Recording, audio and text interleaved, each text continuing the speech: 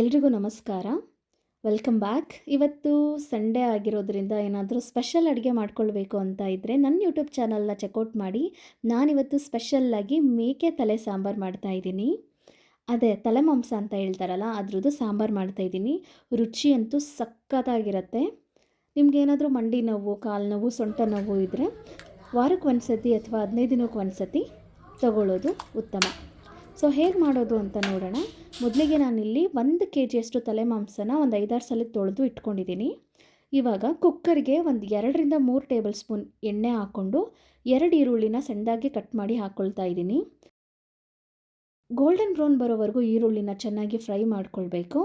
ಇದ್ರ ಜೊತೆಗೆ 1 table spoon ಶುಂಠಿ ಬೆಳ್ಳುಳ್ಳಿ ಪೇಸ್ಟ್ನ ಹಾಕ್ಕೊಂಡು ಹಸಿ ಸ್ಮೆಲ್ ಹೋಗೋವರೆಗೂ ಚೆನ್ನಾಗಿ ಫ್ರೈ ಮಾಡ್ಕೊಳ್ಬೇಕು. ಅದಾದಮೇಲೆ ತೊಳೆದಿಟ್ಕೊಂಡಿರೋ ಅಂಥ ತಲೆ ಮಾಂಸನ ಹಾಕೋಬೇಕು.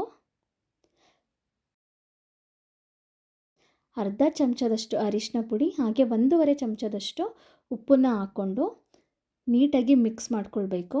ಹಾಗೆ 3ರಿಂದ 5 ನಿಮಿಷ ಹೈ ಫ್ಲೇಮಲ್ಲಿ ಬೇಯಿಸ್ಕೊಳ್ಬೇಕು.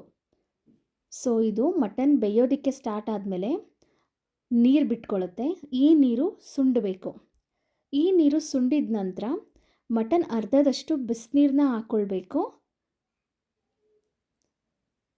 ಬಿಸಿನೀರನ್ನ ಹಾಕ್ಕೊಂಡು ನೀಟಾಗಿ ಒಂದು ಮಿಕ್ಸ್ ಕೊಟ್ಟು ಲಿಡ್ ಕ್ಲೋಸ್ ಮಾಡಿ 2ರಿಂದ 3 ವಿಷಲ್ಲು ಕೂಗಿಸ್ಕೊಳ್ಬೇಕು. ಸೊ ಇವಾಗ ಕುಕ್ಕರ್ ಪ್ರೆಷರ್ ಹೋಗಿದೆ, ಲಿಡ್ ಓಪನ್ ಮಾಡ್ತಿದ್ದೀನಿ. ನೀವು ನೋಡ್ತಿರಬಹುದು ಮಟನ್ನು ಎಷ್ಟು ನೀಟಾಗಿ ಬೆಂದಿದೆ ಅಂತ. ಮಟನ್ನ ನೀಟಾಗಿ ಬೇಯಿಸ್ಕೊಂಡ್ರೆ ನಮ್ಮ ಡೈಜೆಷನ್ಗೂ ತುಂಬ ಒಳ್ಳೆಯದು. ಸೊ ಇವಾಗ ಇದಕ್ಕೆ ಮಸಾಲೆ ರೆಡಿ ಮಾಡ್ಕೊಳ್ಳೋಣ. ಮೊದಲಿಗೆ ಅರ್ಧ ಹೋಳು ತೆಂಗಿನಕಾಯಿನ ತುರಿದು ಹಾಕ್ಕೊಳ್ತಾ ಇದ್ದೀನಿ. ಹಾಗೆ 6ರಿಂದ 7 ಕಡ್ಡಿ ಕೊತ್ತಂಬರಿ ಸೊಪ್ಪು, ಒಂದು 5ರಿಂದ 6 ಕಡ್ಡಿ ಪುದೀನ ಸೊಪ್ಪು, 2.5 ಗೆಡ್ಡೆ ಬೆಳ್ಳುಳ್ಳಿ, 1.5 ಇಂಚು ಶುಂಠಿನ ಸಣ್ಣದಾಗಿ ಕಟ್ ಮಾಡಿ ಹಾಕ್ಕೊಳ್ತಾ ಇದ್ದೀನಿ. 4 ಪೀಸ್ ಚಕ್ಕೆ, 5ರಿಂದ 6 ಲವಂಗ, ಅರ್ಧ ಟೇಬಲ್ ಸ್ಪೂನ್ ಮೆಣಸು, ಗಸಗಸೆ,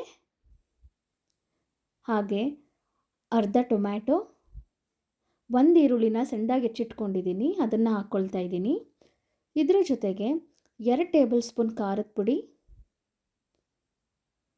ಹಾಗೆ 3 ಟೇಬಲ್ ಸ್ಪೂನ್ ಧನಿಯಾ ಪುಡಿ ಹಾಕ್ಕೊಂಡು ಮಿಕ್ಸಿಯಲ್ಲಿ ರುಬ್ಕೊಳ್ಬೇಕು. ಸೊ ಇವಾಗ ರುಬ್ಬಿರೋ ಅಂಥ ಮಸಾಲೆನ ಕುಕ್ಕರ್ಗೆ ಹಾಕ್ಕೊಳ್ಳೋಣ. ಮಸಾಲೆ ಹಾಕಿದ ತಕ್ಷಣ ನೀರು ಹಾಕ್ಕೊಳ್ಬಾರ್ದು. ಕುಕ್ಕರಲ್ಲಿ ಆಲ್ರೆಡಿ ಸ್ವಲ್ಪ ನೀರಿರೋದ್ರಿಂದ ನೀಟಾಗಿ ಮಿಕ್ಸ್ ಮಾಡಿಕೊಂಡು ಕನ್ಸಿಸ್ಟೆನ್ಸಿನ ಚೆಕ್ ಮಾಡಿಕೊಂಡು ನೀರು ಹಾಕ್ಕೊಳ್ಬೇಕಾಗತ್ತೆ. ಅದಾದ ನಂತರ ಇದ್ರ ಜೊತೆಗೆ ಒಂದು 4 ಪೀಸು ಮಟನ್ ಕೊಬ್ಬನ್ನು ಹಾಕ್ಕೊಂಡು 15ರಿಂದ 20 ನಿಮಿಷ ಬೇಯಿಸ್ಕೊಳ್ಬೇಕು. ನಾನು ಕುಕ್ಕರ್ ಲಿಡ್ನ ಕ್ಲೋಸ್ ಮಾಡಿ ಒಂದು ವಿಷಲ್ ಹೊಡೆಸ್ಕೊಳ್ತಿಲ್ಲ, ಜಸ್ಟ್ ಹಾಗೆ ಬೇಯಿಸ್ಕೊಳ್ಬೇಕು. ಒಂದು 3ರಿಂದ 4 ಕಡ್ಡಿ ಕರಿಬೇವನ್ನ ತೊಳೆದು ಸಣ್ಣದಾಗಿ ಹಚ್ಕೊಂಡು ಹಿಂಗೆ ಮೇಲ್ಗಡೆ ಉದುರಿಸೋದ್ರಿಂದ ಇದ್ರದ್ದು ಫ್ಲೇವರ್ ಇನ್ನೂ ಎನ್ಹಾನ್ಸ್ ಆಗುತ್ತೆ. ಆ್ಯಕ್ಚುಲಿ ತಲೆಕಾಲು ಸಾಂಬಾರು, ತಲೆ ಮಾಂಸದ ಸಾಂಬಾರು ಅದ್ರದ್ದು ಫ್ಲೇವರೇ ತುಂಬ ಚೆನ್ನಾಗಿರುತ್ತೆ. ಅದ್ರ ಮೇಲೆ ಈ ಥರ ಕರಿಬೇವನ್ನ ಹಾಕ್ಕೊಳ್ಳೋದ್ರಿಂದ ಇನ್ನೂ ಸಕ್ಕತ್ತಾಗಿರುತ್ತೆ. ಇವಾಗ ಇದನ್ನು ಲಿಡ್ ಕ್ಲೋಸ್ ಮಾಡಿ ಒಂದು 5 ನಿಮಿಷ ಲೋ ಫ್ಲೇಮಲ್ಲಿ ಬೇಯಿಸ್ಕೊಳ್ಳೋಣ. ಅದಾದ ನಂತರ ಲಿಡ್ ಓಪನ್ ಮಾಡ್ತಿದ್ದೀನಿ. ನೀವು ನೋಡ್ತಿರ್ಬೋದು ಪರ್ಫೆಕ್ಟಾಗಿ ಆಗಿದೆ. ತಲೆ ಮಾಂಸದ ಸಾರು ಪರ್ಫೆಕ್ಟ್ ಕನ್ಸಿಸ್ಟೆನ್ಸಿಲಾಗಿದೆ. ಮಟನ್ನು ಅಷ್ಟೇ ತುಂಬ ಚೆನ್ನಾಗಿ ಬೆಂದಿದೆ.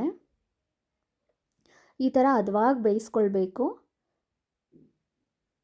ಟೇಸ್ಟ್ ಅಂತೂ ಸಖತ್ತಾಗಿರುತ್ತೆ. ಸೊ ನಿಮಗೇನಾದರೂ ಈ ರೆಸಿಪಿ ಇಷ್ಟ ಆದರೆ ನೀವೇನಾದರೂ ನಿಮ್ಮ ಮನೇಲಿ ಮಾಡಬೇಕು ತಲೆಕಾಲು ಸಾಂಬಾರು ಅಥವಾ ತಲೆ ಮಾಂಸದ ಸಾಂಬಾರು ಅಂತ ಇದ್ದರೆ ನಾನು ಹೇಳ್ಕೊಟ್ಟಿರೋ ಸ್ಟೆಪ್ನ ಫಾಲೋ ಮಾಡಿ ಖಂಡಿತ ನೀವು ರುಚಿಯಾಗಿ ತಲೆ ಮಾಂಸದ ಸಾರು ಮಾಡಬಹುದು.